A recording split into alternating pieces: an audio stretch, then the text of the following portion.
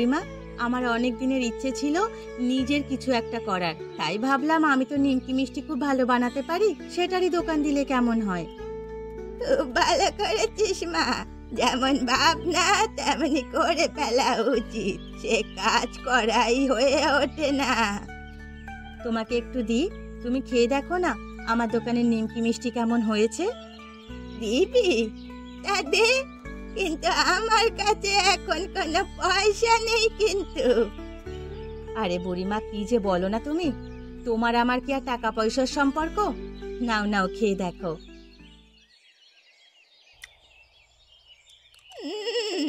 সেই স্বাদ তোর এই নিমকি মিষ্টির, দেখিস যে একবার খাবে সে বারবার আসবে।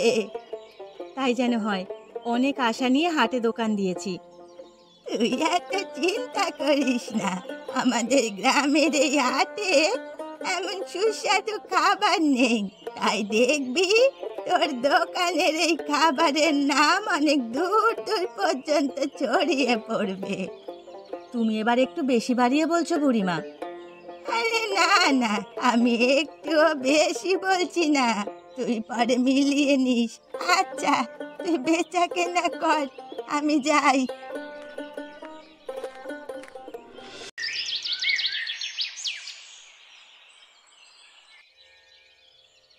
কি গো, আরে চাটা কি পাবো না নাকি?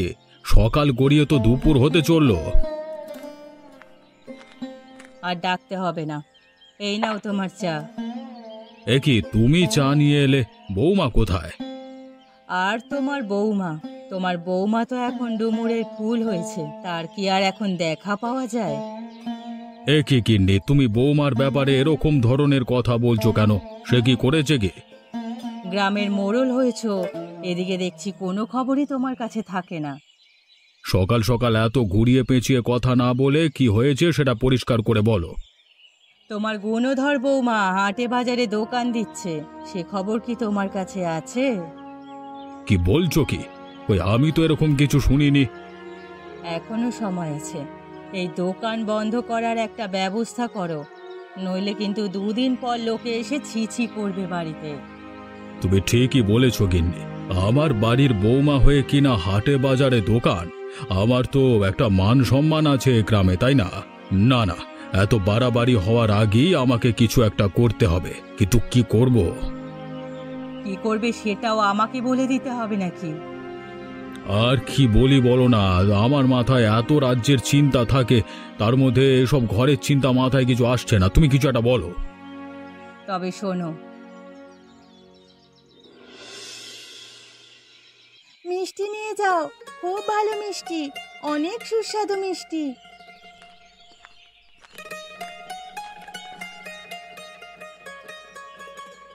আরে প্রীতি, তুমি কিসের দোকান দিয়েছো? আসলে দাদা, আমি এখানে মিষ্টি নিমকির দোকান দিয়েছি, একবার খেয়ে দেখো, অনেক সুস্বাদু। আচ্ছা বেশ বেশ, তুমি তো এত করে বলছো যখন, আমাকে এক প্লেট মিষ্টি নিমকি দাও তো। হ্যাঁ দাদা, এখনই দিচ্ছি, খেয়ে কিন্তু অবশ্যই জানাবে কেমন হয়েছে। তোমার মিষ্টি নিমকি তো সেই স্বাদ, হ্যাঁ, খেয়েই যেন একেবারে দারুণ। সত্যি দাদা, তোমার ভালো লেগেছে আমার দোকানের মিষ্টি আর নিমকি? হ্যাঁ হ্যাঁ, অনেক ভালো লেগেছে। আমি তোমাকে মিথ্যে আশা দিচ্ছি না। তুমি দেখো, একদিন তোমার এই মিষ্টি নিমকির খোঁজে দূর গ্রাম থেকে মানুষ ছুটে আসবে এই হাটে। হ্যাঁ, এখনো এতটা ভাবিনি দাদা, আসলে আমার নিজের কিছু একটা করার ইচ্ছে ছিল, সেই জন্যই এই দোকানটা দিয়েছি। তা বেশ ভালো করেছো। এখন তো ছেলে মেয়ে নির্বিশেষে সবারই নিজের পায়ে দাঁড়ানোর অধিকার আছে। তা দাদা, তোমাকে আরেক প্লেট দেবো? না না, এখন আমি খেতে শুরু করলে দেখবে সবই খেয়ে ফেলেছি। তার থেকে ভালো তুমি আমার বাড়ির জন্য আমাকে একটু প্যাকেট করে দাও। আচ্ছা দাদা, তুমি একটু দাঁড়াও, আমি এক্ষুনি দিচ্ছি। তা তোমার কত টাকা হয়েছে? বেশি না দাদা, আমার 20 টাকা হয়েছে। এই নাও তোমার 20 টাকা। অনেক ধন্যবাদ দাদা, আবার এসো কিন্তু। হ্যাঁ হ্যাঁ, অবশ্যই আসবো, এখন চলি। হ্যাঁ,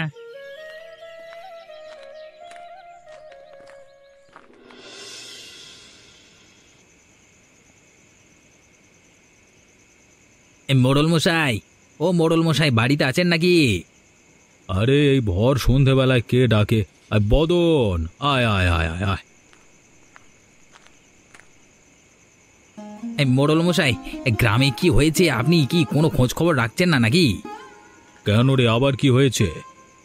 শুনলাম আপনার বাড়ির বৌমা নাকি সব বেড়া ছেলেদের সাথে মানে হাটে বাজারে দোকান দিয়েছে। হ্যাঁ, আমিও শুনলাম, কিন্তু কি করব কিছু বুঝতে পারছি না তো। ও, তাহলে আপনি সব জেনে শুনে আপনার বৌমাকে বাজারে দোকান দিতে দিয়েছেন, তাই তো? আরে তোর মাথা টাথা খারাপ হলো নাকি? আমার এমন দুর্দিন আসেনি যে আমি আমার বাড়ির বৌমাকে দিয়ে হাটে বাজারে দোকান দেওয়াবো। দেখুন বাবু, এখনো সময় আছে। যদি আপনার বৌমাকে এখনই নিজের আওতায় না নিয়ে আসেন, তাহলে কিন্তু কিছুদিন পর আপনাকে কেউ আর মোড়ল বলে মনে করবে না। কেন, এ কথা কেন বলছিস?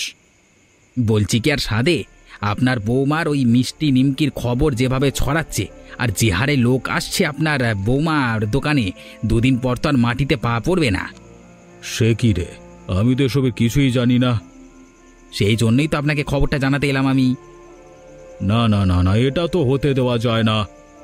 তাহলে এমন একটা পরিকল্পনা করুন যাতে আপনার বৌমার দোকানটাও ভেঙে যায় আর নতুন করে কিছু করবার সাহসও না দেখাতে পারে। ঠিক আছে, তুই এখন যা, আমি ভাবছি কি করা যায়।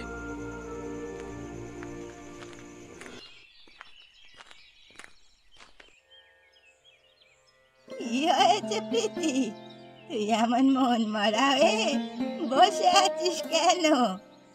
আমার কিছু ভালো লাগছে না বুড়িমা। বাড়িতে 3 বেলা অশান্তি হচ্ছে আমার দোকান খোলা নিয়ে। মা আমাকে যা নয় তাই বলে অপমান করছে। আমি কি করব কিছুই বুঝতে পারছি না। ওরা তোকে ভেঙে দিতে চাইবে, তাই বলে তুই যদি ওদের কথায় ভেঙে পড়িস তাহলে তো ওরা জিতে যাবে। আমি কি করব কিচ্ছু বুঝতে পারছি না। এত চিন্তা নিয়ে একা হাতে আমি মন দিয়ে নিমকি মিষ্টিও বানাতে পারছি না।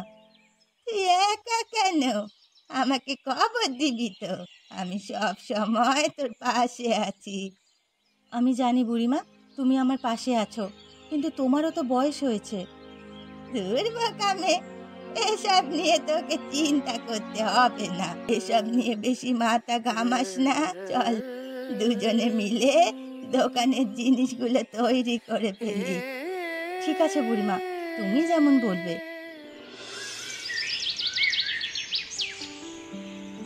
এই তো, এখন এখানে কেউ নেই, পুরো ফাঁকা ময়দান। এখনই যা করবার করতে হবে। সালা কত বড় সাহস, আমাদের গ্রামে থেকে আমাদের মাথায় কাঁঠাল ভেঙে খাবে। আজকেই দোকান জ্বালিয়ে পুড়িয়ে শেষ করে দেব, তারপর বুঝবে কেমন মজা, দোকান খোলা বের হয়ে যাবে। এই কে রে ওখানে? তোর সালাই বুড়ি কোত্থেকে চলে এলো? তাড়াতাড়ি আগুনটা ছুঁড়ে মারি। এ কি, আগুন লেগে গেল কি করে? এই কে রে? দাঁড়া দাঁড়া বলছি। এবারে সর এখান থেকে, সর। আমার কাছে একদম বাধা দিতে আসবি না আমার কাছে। এত রাতে তুই এখানে কি করছিস? এত বড় সাহস! এরকম একটা জঘন্য কাজ করার পরেও তুই বড় মুখ করে কথা বলছিস? হতচ্ছাড়া, আজকে আমি তোকে সবার সামনে ধরেই ছাড়বো। এই বুড়ি, বেশি বাড়াবাড়ি করিস না, তাহলে কিন্তু এই আগুনে তোকেও পুড়িয়ে মারবো। তবে রে হতচ্ছাড়া, তুই আমাকে মারবি? কে আছে দেখে যাও। তোকে বললাম না চেল্লাবি না, তুই সেই চেল্লালি। নে মরের পর। ও মা গো, বাবা গো, জ্বলে গেল আমার হাত পা, জ্বলে গেল। কে আছো, বাঁচাও। যখনই কোনো কাজ করতে আসবো একটা না একটা বাধা আসবে। সালা বুড়ি মরুক, আমি এখন এখান থেকে পালাই। মা, বাবা, কোথায় তোমরা? আমি বাড়িতে এসে গেছি। আরে বাবা রবি, তোকে কতদিন পর দেখলাম, তুই কেমন আছিস বাবা? আমি ভালো আছি বাবা। তোমরা সবাই কেমন আছো? মা কোথায়? মাকে দেখছি না যে। আর প্রীতি, সে কোথায়? তোর বউয়ের কথা আর বলিস না। ওই এক মেয়ে মানুষের জন্য আমাদের বাড়ির মান সম্মান সব মাটিতে মিশে গেছে। তোর মাও অসুস্থ হয়ে পড়েছে। কি বলছো কি বাবা? প্রীতি আবার কি করেছে, যার জন্য আমাদের এত বড় ক্ষতি হয়ে গেল? ওসব কথা ছাড় বাবা, তুই এত দূর থেকে এসেছিস, এখন বিশ্রাম নে, পরে এসব নিয়ে কথা হবে। না বাবা, পরে কথা বলে কোনো লাভ নেই। আমাকে জানতেই হবে আমার অবর্তমানে এখানে কি হয়। আচ্ছা তুই বল বাবা, আমাদের সংসারে কি কোনো কিছুর অভাব আছে নাকি? হ্যাঁ, তোর বউকে খেতে দিই না আমরা? কেন বাবা, ও কি তোমাদের কোনো উল্টোপাল্টা কথা বলেছে? তুমি একবার বলো, আমি ওর ব্যবস্থা করব, বলো। না রে বাবা, দুটো কথা শোনালে তো তাও একটা ব্যাপার ছিল, কিন্তু তোর বউ যা যা করে বেড়াচ্ছে তাতে মনে হচ্ছে এর থেকে মরে গেলেও শান্তি পেতাম। এরকম বলো না বাবা, তুমি তো জানো তুমি আর মা ছাড়া আমার আর কেউ নেই। তুমি একবার বলো কি করেছে ও, আমি ওকে এখনই বাড়ি থেকে বের করে দেবো, বলো। এই তো কাজ হয়েছে মনে হচ্ছে। কি হলো বাবা, চুপ করে আছো কেন, বলো। তোর বউ হাটে বাজারে গিয়ে মিষ্টির দোকান দিচ্ছে। তুই একবার ভাব, এত বড় বাড়ির বউ হয়ে সব বেটা ছেলেদের সাথে নাকি বাজারে গিয়ে দোকান দিচ্ছে, মানা যায়? এ কি বলছো বাবা তুমি? আমি তো এসবের কিছুই জানি না। তিতির এত বড় সাহস! তবে আর বলছি কি বাবা, তোর মা বাধা দেওয়ায় তোর মাকে কত ছোট বড় কথা শুনিয়েছে, অপমান করেছে। তুমি কিছু বলনি? আমি কি বলবো বলতো, কাউকে মানুষ বলে মনে করে না, সব সময় নিজের গায়ের জোরে চলে। বলছে আমি যদি বেশি বাড়াবাড়ি করি তাহলে নাকি গ্রামের বিচার দেবে। তবে রে, দুদিন বাড়ির বাইরে পা দিয়েছে, তাতেই এত সাহস হয়ে গেছে। আমি ওর একটা ব্যবস্থা করছি, তুমি কোনো চিন্তা করো না, আমি এসে গেছি। দেখ বাবা, তুই যেটা ভালো মনে হয় করিস, বুঝতেই তো পারছিস বয়স হয়েছে, এই বয়সে কি আর আমাদের এত ধকল সহ্য হয় তুই বল। ঠিক আছে বাবা, বললাম তো, তুমি কোনো চিন্তা করো না, আমি আজকেই ওর একটা ব্যবস্থা করব।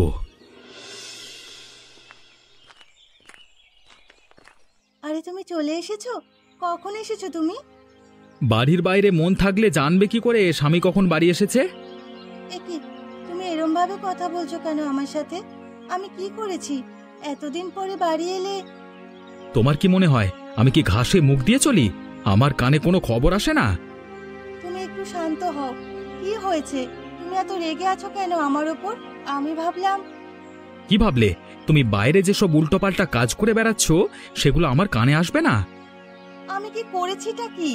তুমি আমাকে ভুল বুঝছো। তুমি আমার কথাটা একবার শোনো। তোমার কোনো কথা শোনবার আমার এক বিন্দু ইচ্ছে নেই। আমি ভাবতে পারিনি তুমি এতটা নিচে নামতে পারো। আমি জানি না তুমি কাদের কাছ থেকে কি শুনে এসে এরকম ভাবে কথা বলছো আমার সাথে, কিন্তু আমি জানি আমি কোনো খারাপ কাজ করিনি। তুমি খারাপ কাজ করনি? তাহলে কি বাকি সবাই মিথ্যে বলছে? তুমি একাই সত্যবাদী যুধিষ্ঠির, তাই না? আমি সেটা বলতে চাইনি।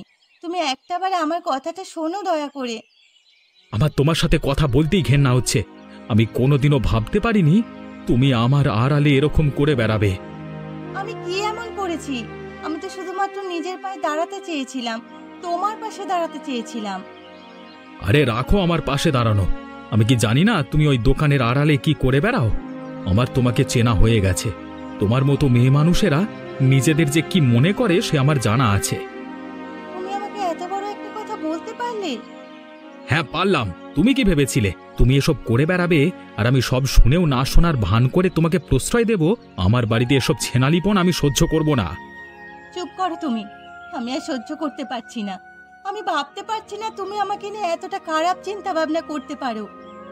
ন্যাকা কান্না বন্ধ করো তো, দূর হয়ে যাও, দূরে যাও, চোখের সামনে থেকে যাও।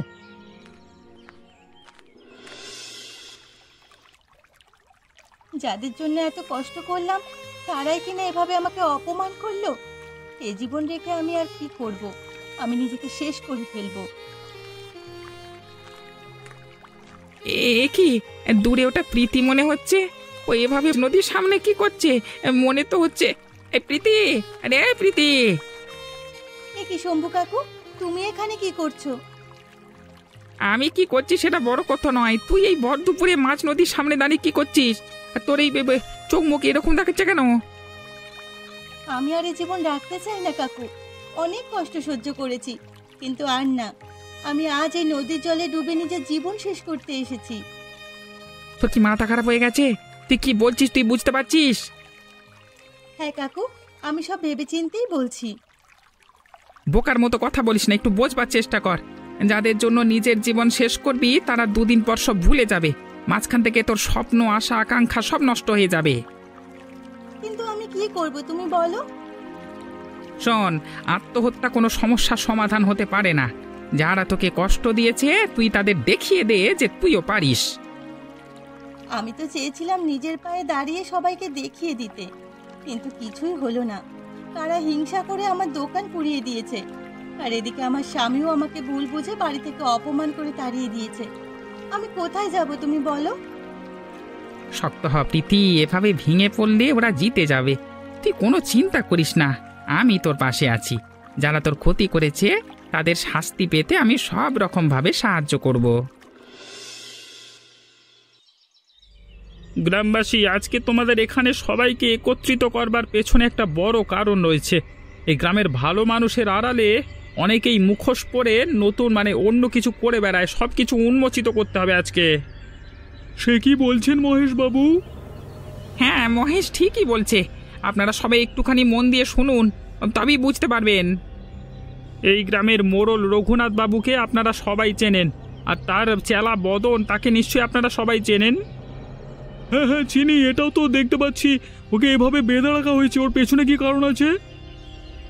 বলছি সবই বলছি। আসলে আপনারা তো জানেন, যারা জীবনে কিছু করতে চায়, নিজের পায়ে দাঁড়াতে চায়, আমি সব সময় তাদের পাশে গিয়ে দাঁড়াই।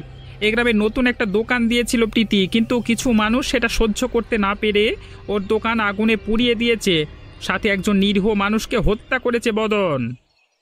কি বলছেন কি? হ্যাঁ, ও ঠিকই বলেছে। বদন আমাদের গ্রামের বুড়িমাকে পুড়িয়ে মেরেছে এবং দোকান পুড়িয়ে দিয়েছে। এবার আপনারাই বলুন ওর কি করা উচিত। আমাকে ছেড়ে দাও, কিছু করিনি আমি। সব কিছুই মোড়ল মশাই আর গিন্নিমার কথা শুনে করেছি। আমাকে ছেড়ে দাও, কোনো দোষ নেই। চুপ, একটাও কথা বলবি না। একটা নিরীহ মানুষ জীবন শেষ করে দিতে যাচ্ছিল, আর একজন তো মারাই গেল। এর কোনো ক্ষমা হয় না, তোকে শাস্তি পেতেই হবে। আমাকে ক্ষমা করে দাও, এবারের মতো ক্ষমা করে দিন আমায়। আমার যা সহায় সম্বল আছে আমি দিয়ে দেবো। আমার গ্রামে ছেড়ে চলে যাবো, আমি গ্রাম ছেড়ে। দয়া করে ছেড়ে দিন আপনারা। যদি গ্রামবাসীর হাতে মার খেয়ে মরতে না চাও, তাহলে আজ এসব ঠিকভাবে তুলে দিয়ে গ্রাম থেকে চলে যাবি। হ্যাঁ, তোকে যেন এই গ্রামে আর কোনোদিন দেখতে না পাই।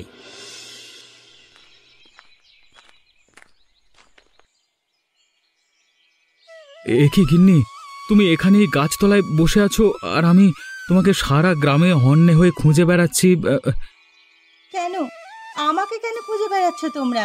তোমরা তো আমার মুখও দেখতে চাও না, সেজন্যই তো আমি তোমাদের থেকে দূরে সরে গেছি। তাহলে আমাকে কেন খুঁজছো? আমাকে ক্ষমা করে দাও গিন্নি, আমি তোমার কথা না শুনে তোমাকে অবিশ্বাস করেছি, ভুল করেছি গো। আমাকে ক্ষমা করে দাও। আমি তোমাকে অনেক আগেই ক্ষমা করে দিয়েছি, তোমার প্রতি আমার মনে কোনো রাগ নেই। তাহলে তুমি ফিরে চলো আমার সাথে। না, আমি আর ওই বাড়িতে ফিরে যেতে পারবো না। যেখানে আমার কোনো সম্মান নেই, সেখানে আমি আর ফিরে যেতে চাই না। তুমি একটিবার আমাকে বিশ্বাস করে দেখো, আমি আর কোনো দিন তোমাকে কষ্ট দেব না। দয়া করে তুমি ফিরে চলো। না, তার হয় না। তার মানে তুমি এখন আমাকে ক্ষমা করতে পারোনি, তাই না? আমি জানি এসব কিছুর পেছনে আমার মা বাবাই দায়ী ছিল, কিন্তু আমি তোমার একটা কথাও শুনিনি। বললাম তো, ওসব কথা তুমি ভুলে যাও। আমি ওসব কথা মনে রাখিনি। তাহলে তুমি আমার কথা একটিবার ভাবো। তুমি যে আমার বিয়ে করা স্ত্রী, তোমাকে ছাড়া আমি একা কিভাবে থাকবো? সময়ের সাথে সাথে সব ঠিক হয়ে যাবে। গিন্নি, তুমি আমার সাথে এরকম করো না। তুমি ছাড়া আমার কে আছে বলো? তুমি তো আমার একমাত্র ভালোবাসার মানুষ। তুমি যদি আমাকে ছেড়ে চলে যাও, আমি কোথায় যাব? তুমি ফিরে যাও রবি, আমি আর ওই বাড়িতে কোনোদিনও ফিরবো না। ও পোরলা হয়তো এইভাবেই আমার পাপের শাস্তি দিল। হায় হায় হায় হায় হায়। আর আপনারা এমনই শিক্ষণীয় আর ভয়ানক মজার গল্প শুনতে আমাদের চ্যানেলটিকে সাবস্ক্রাইব করতে ভুলবেন না।